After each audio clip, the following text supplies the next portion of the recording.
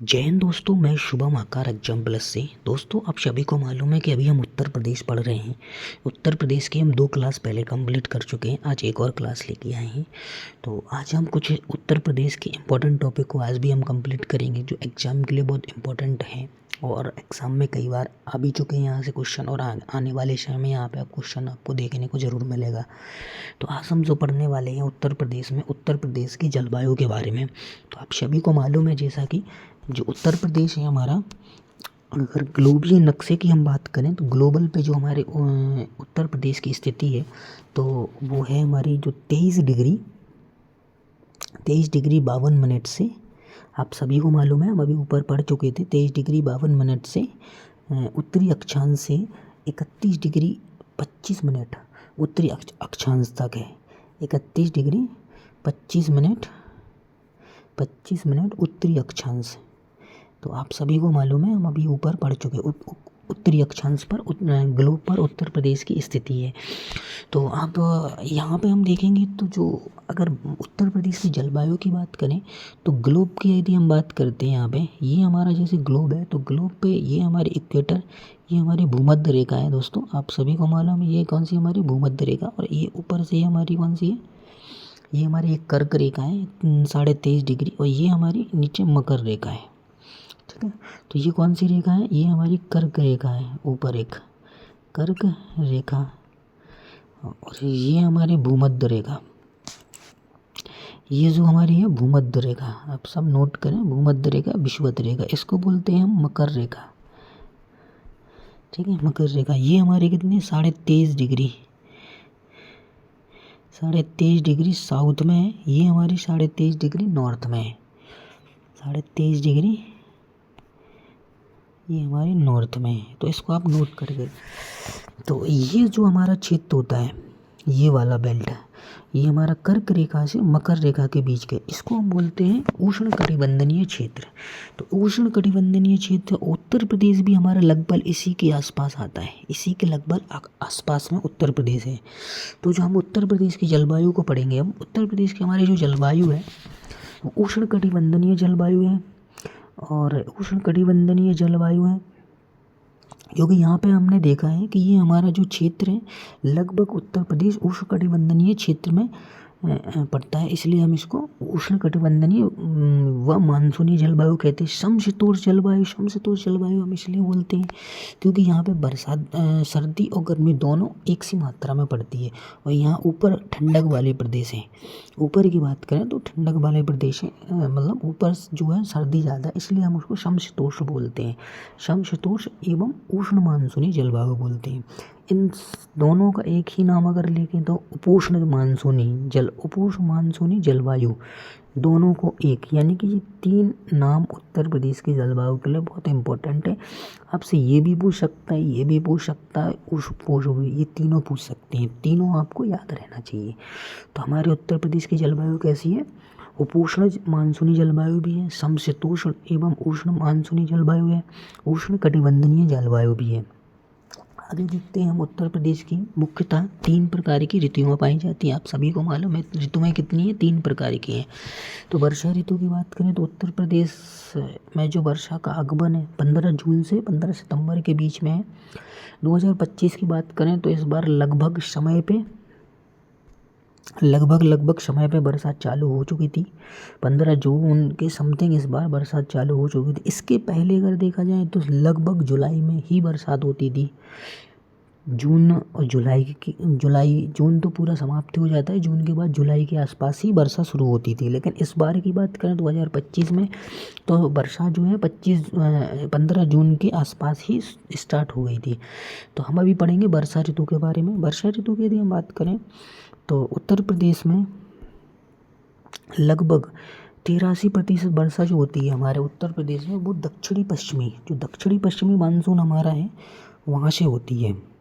तो जो दक्षिणी पश्चिमी हमारा मानसून है, ये वाला मानसून, इधर से जो मानसून होता है इसको बोलते हैं हम दक्षिणी पश्चिमी मानसून। यहाँ से जो वर्षा होती है वो अधिकतर वर्षा हमारे दक्षिणी पश्चिमी मानसून से होती है। 83% लगभग वर्षा यहीं से होती है। उत्तर प्रदेश का जो गोरखपुर जिला है सर्वाधिक वर्षा वाला क्षेत्र है। यहाँ पे जो वर्षा होती है 184.7 सेंटीमीटर की वर्षा होती है। उत्तर प्रदेश का मथुरा जिला सबसे कम वर्षा वाला क्षेत्र है, जहाँ पे मात्र 54.4 सेंटीमीटर की केवल वर्षा होती है। उत्तर प्रदेश के पूर्वी क्षेत्र की जो औसतन वर्षा की बात करें तो 112 सेंटीमीटर होती है लगभग। और जिसमें पूर्वी क्षेत्र की हम बात करें तो यहाँ महाराजगंज, कुशीनगर, देवरिया, बलिया, गोरखपुर, संत कबीर नगर और बस्ती मऊ ये हमारे पूर्वी क्षेत्र में आते हैं। अगला देखते हैं, सबसे जो औसतन वर्षा है बुंदेलखंड का क्षेत्र है। यहाँ पे 84 सेंटीमीटर से वर्षा होती है केवल मात्र। और दक्षिणी जो पूर्वी क्षेत्र में अगर हम देखें तो और दक्षिणी पूर्वी क्षेत्र में भी हम देखें तो यहाँ पे जो औसतन वर्षा है वो 94 सेंटीमीटर, कितनी 94 सेंटीमीटर की वर्षा यहाँ पे होती है। इसके बाद हम जो हमारा पश्चिमी उत्तर प्रदेश है, पश्चिमी उत्तर प्रदेश की यदि हम बात करें तो यहाँ पे लगभग 80 सेंटीमीटर की वर्षा होती है। पश्चिमी जो हमारा उत्तर प्रदेश है इसमें लगभग जो मथुरा वाला क्षेत्र है, ये वाला क्षेत्र मथुरा, हाथरस, ये वाला क्षेत्र, यहाँ पे वर्षा लगभग कम होती है। सबसे कम वर्षा इसी बेल्ट में होती है।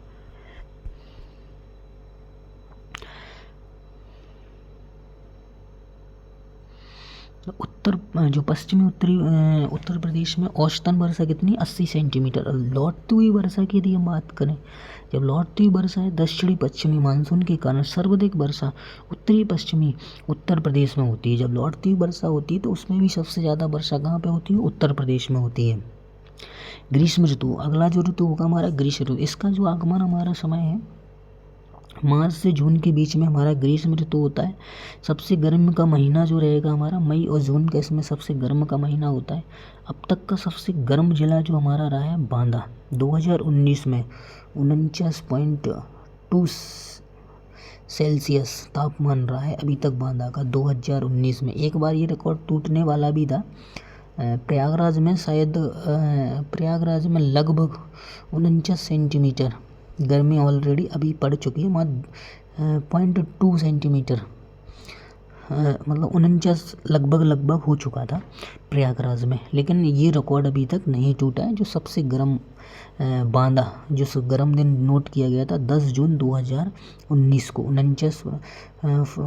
49.2 सेंटीमीटर। गर्मी वाले महीनों में सबसे कम तापमान वाला ज़िला जो रहता है बरेली का सबसे कम तापमान वाला ज़िला इसलिए रहता है क्योंकि यहाँ से जो पहाड़ी क्षेत्र है बहुत नज़दीक है, इसलिए सबसे गर्मी कम यहाँ पे पड़ती है। ये देखिए बरेली, तो जो बरेली है यहाँ पे ये रहा बरेली, और यहाँ से ये उत्तराखंड लगा हुआ है, तो इसलिए यहाँ पे गर्मी कम पड़ती है, सर्दी अधिकतर है। तापमान यहाँ पे बहुत ज़्यादा फ़र्क रहता है, डिफरेंस रहता है तापमान में। बरेली कंप्लीट। अब हम देखेंगे शीत ऋतु। शीत ऋतु की यदि हम बात करें तो विंटर सीजन उत्तर प्रदेश से दक्षिण की यदि दक्षिण की ओर जाने पर तापमान बढ़ता है। याद रखना, उत्तर प्रदेश से जब हम दक्षिण की ओर आएंगे तो तापमान बढ़ता है। भंवर तथा तराई वाले क्षेत्र में ठंड अधिक होती है, जबकि बुंदेलखंड व बघेलखंड में ठंड कम पड़ती है। बुंदेलखंड में तो सीमित ही बढ़ती है। आपने देखा हो बुंदेलखंड में कुछ ही ऐसा क्षेत्र है बुंदेलखंड जहाँ पे ठंड, अगर सर्दियों की बात करें तो लगभग अगर अच्छी सर्दी की बात करें तो 30 दिन मैक्सिमम अच्छी सर्दी होती है यहाँ पे, वो भी मैक्सिमम ज़्यादा होती है, कई बार तो 30 दिन भी। बुंदेलखंड का जो हमारा क्षेत्र रहेगा जालौन, झांसी, ललितपुर, हमीरपुर, बांदा, महोबा। बघेलखंड की यदि बात करें तो चित्रकूट, प्रयागराज, मिर्ज़ापुर, सोनभद्र और चंदौली, और कुछ दक्षिण प्रयागराज हमारा बघेलखंड में आता है, और जो कुछ प्रयागराज है हमारा नहीं आता, केवल इसमें दक्षिण प्रयागराज ही बघेलखंड में। उत्तर प्रदेश का शीत ऋतु में सबसे ठंडा जिला जो भी रहता है वो भी हमारा बरेली है। ठीक है, यहाँ पे गर्मी कम पड़ती है, सबसे कम गर्मी पड़ती है, और ठंडा जिला जो रहता है वो हमारा बरेली ही रहता है हमेशा, याद रखना आप लोग। अब हम बात करते हैं उत्तर प्रदेश में जो न्यायालय हैं उनके बारे में। न्यायिक अनुसंधान एवं प्रशिक्षण केंद्र की बात करें कहाँ पर है, लखनऊ में। 1986 में इसकी शुरुआत हुई थी। उच्च न्यायालय प्रयागराज में एक खंडपीठ है। उच्च न्यायालय की स्थापना कब हुई थी उत्तर प्रदेश में? तो उच्च न्यायालय में 17 मार्च 1866 को उच्च न्यायालय की स्थापना हुई थी। राज्य की बात करें तो राज्य में CBI कोड कितने हैं? 6, 4 लखनऊ में, 2 गाजियाबाद में। CBI कोड की बात कर रहे हैं राज्य में। और राज्यों में अगर उपभोक्ता संरक्षण आयोग की स्वीकृति संख्या कितनी है? 5। परिवार मामले ही थी पारिवारिक न्यायालयों की शुरुआत कब से हुई थी? 1984 से। 1984 से। प्रदेश में कुल औद्योगिक न्यायाधिकरण कितने हैं? न्यायाधिकरण कितने? 6। कौन कौन से? प्रयागराज, लखनऊ, मेरठ, आगरा, कानपुर, गोरखपुर। प्रदेश में कमर्शियल कोर्ट कितने हैं? 13 जिलों में। प्रदेश में श्रम न्यायालय कितने हैं? 20। कारागार की बात कर ले तो उत्तर प्रदेश में कुल कितने कारागार? 73। कितने कारागार? 73। संचालित जिला कारागार प्रदेश में कितने हैं? 63। प्रदेश में केंद्रीय कारागार कितने? 8। बरेली, आगरा, वाराणसी, फतेहगढ़, नैनी, लखनऊ और इटावा। प्रदेश में आदर्श कारागार 1 मात्र लखनऊ में स्थित है। प्रदेश में देखें तो नारीबंदी निकेतन 1 मात्र लखनऊ में है। प्रदेश में किशोर सदन मात्र 1 बरेली में है। संपूर्णानंद कारागार प्रशिक्षण संस्था कहाँ पर है? लखनऊ में। 1940 में इसकी शुरुआत हुई थी। प्रदेश में एकमात्र महिला केंद्रीय कारागार कहाँ पर है? बरेली में है। जो याद रखना ये चीज़, ये जितने भी टॉपिक आपको हम अभी पढ़ा रहे हैं ये सारे आप नोट कर लीजिएगा। यहाँ से आपसे एग्ज़ाम में पूछ सकता है कहीं भी प्रदेश के बारे में आपसे पूछ लेंगे। प्रदेश में एकमात्र महिला केंद्रीय कारागार कहाँ पर है? तो बरेली आपको याद रखना ही पड़ेगा। बरेली बहुत ज़्यादा इंपॉर्टेंट है। प्रदेश का पहला केंद्रीय कारागार कहाँ पे था? आगरा में। 1884 में बना था। प्रमुख संगठन की बात करते हैं, नागरिक सुरक्षा संगठन 1962 में। ठीक है। प्रदेश में नागरिक सुरक्षा केंद्र स्थापित सुरक्षा केंद्र स्थापित कब हुई थी? कहाँ पे? 17 जिलों में है। प्रदेश में नागरिक सुरक्षा केंद्र की स्थापित है। केंद्र स्थापित कहाँ है? 17 जिलों में। उत्तर प्रदेश राज्य आपदा प्रबंधन प्राधिकरण 2005 CM के द्वारा। ठीक है। उत्तर प्रदेश राज्य आपदा मोर्चन निधि। उत्तर प्रदेश में जो आपदा मोर्चन निधि है कितने की स्वीकृति है? 1200 करोड़ रुपए की। उत्तर प्रदेश राज्य पिछड़ा वर्ग आयोग का गठन कब हुआ था? 9 मार्च 1993 को। 9 मार्च 1993 को। उत्तर प्रदेश राज्य अल्पसंख्यक आयोग का गठन कब हुआ था? 1994 में। उत्तर प्रदेश में जो अल्पसंख्यक आयोग का गठन कब हुआ था? 1994 में। राज्य मानवाधिकार आयोग का गठन कब हुआ था? 7 अक्टूबर सन 2000 में। सूचना अधिकारी आयोग का गठन कब हुआ था? राज्य सूचना अधिकारी आयोग का गठन हुआ था 14 सितंबर 2005 में। राज्य महिला आयोग का विधिवत गठन कब हुआ था? 2004 में। अच्छा, राज्य सुरक्षा आयोग का गठन 12 जुलाई 2013 में। उत्तर प्रदेश राज्य बाल अधिकार संरक्षण आयोग का गठन कब हुआ था? 2013 में। NRI विभाग का गठन कब हुआ था? प्रवासी भारतीय हेतु 18 जुलाई 2014 में। Uttar Pradesh migrant resource centre कहाँ पर है? लखनऊ। आगे जो हमारे उत्तर प्रदेश में जो नियुक्तियाँ हुई हैं कब से कब तक हुई हैं, अब नियुक्तियों के बारे में देखेंगे। स्वतंत्रता के बाद राज्य की प्रथम मुख्यमंत्री कौन थे? स्वतंत्रता के बाद पंडित गोविंद बल्लभ पंत। स्वतंत्रता के बाद राज्य के प्रथम मुख्यमंत्री कौन थे? पंडित गोविंद बल्लभ पंत। राज्य के प्रथम उप मुख्यमंत्री की बात करें तो चौधरी नारायण सिंह। प्रथम महिला मुख्यमंत्री सुचेता कृपलानी। जो उत्तर प्रदेश की जो पहली जो महिला मुख्यमंत्री सुचेता कृपलानी। राज्य में अब तक महिला मुख्यमंत्री 2 हैं, 2 रह चुकी। एक हमारी सुचेता कृपलानी और दूसरी सुश्री मायावती जी। सर्वाधिक समय तक पद पर रहने वाले मुख्यमंत्री का नाम योगी आदित्यनाथ है। सबसे कम उम्र के मुख्यमंत्री की बात करें तो वो हमारे अखिलेश यादव जी हैं। और सर्वाधिक बार मुख्यमंत्री अभी तक देखा जाए तो हमारी बहन सुश्री मायावती हैं, ठीक है, क्योंकि ये 4 बार मुख्यमंत्री रह चुकी हैं। राज्य की प्रथम राज्यपाल श्रीमती सरोजिनी नायडू 15 अगस्त 1947 से 1949 तक रही थी। सर्वाधिक बार राज्यपाल श्री मोहम्मद शफी व BL जोशी। ये इम्पोर्टेंट है, एक इसको नोट करके रखिएगा, एक इसको स्टार लगा के नोट करिए, इसको स्टार लगा के नोट करिए। उत्तर प्रदेश के लिए आने वाले समय में ये रामबाण की तरह काम करेंगे। अभी प्रथम विधान परिषद सभापति श्री चंद्रभाल। प्रथम विधानसभा अध्यक्ष राजीव पुरुषोत्तम दास टंडन। प्रथम मुख्य न्यायाधीश की बात करें, न्यायमूर्ति श्री सर वाल्टर मॉर्गन 1866 से 1871 के बीच में। प्रथम लोकायुक्त विशंबर दयाल। अगला हम देखेंगे, अच्छा उत्तर प्रदेश में अब हम देखने वाले स्थान के बारे में, मतलब कौन सा स्थान कितने, उत्तर प्रदेश में कौन चीज़ किस नंबर पे है। उत्तर प्रदेश में प्रथम स्थान पर पशुपालन एवं फल की यदि हम बात करें तो उत्तर प्रदेश में पशुपालन की बात करें तो पहले स्थान पर है उत्तर प्रदेश। दुग्ध उत्पादन में दूसरे स्थान पर, आम उत्पादन में तीसरे, उत्पादन की बात कर रहे हैं हम, ठीक है, उत्पादन में दूसरे, और चौथे नंबर पे आंवला, जो कि प्रतापगढ़ में सबसे ज़्यादा आंवला निकाला जाता है। कहाँ से? प्रतापगढ़ से। भारत में प्रथम स्थान के विविध क्षेत्र, जनसंख्या के क्षेत्र में उत्तर प्रदेश नंबर 1 है, बैंकिंग शाखा में भी नंबर 1 है, और डाकघर में भी नंबर 1 है, समाचार पत्र में भी नंबर 1 है। तो दोस्तों अभी हमने जो पीछे देखा था, तो प्रथम स्थान पशुपालन एवं फल, तो ये सारे प्रथम स्थान पे है। उत्तर प्रदेश पहले स्थान पे पशुधन में है, पहले स्थान पे दूध के लिए है, आम में पहले स्थान पर है, आंवला में पहले स्थान पर है, ठीक है। चौथे नंबर क्रमशः नंबर लिखे हुए हैं, इनको हमने लिखा है, ये पहले स्थान पर है, प्रथम स्थान पर। दूध मतलब कुल पशुधन में भी उत्तर प्रदेश नंबर 1 पर है, दुग्ध उत्पादन पे भी नंबर 1 है, आम उत्पादन में नंबर 1 है, आंवला में भी नंबर 1 है, ठीक है।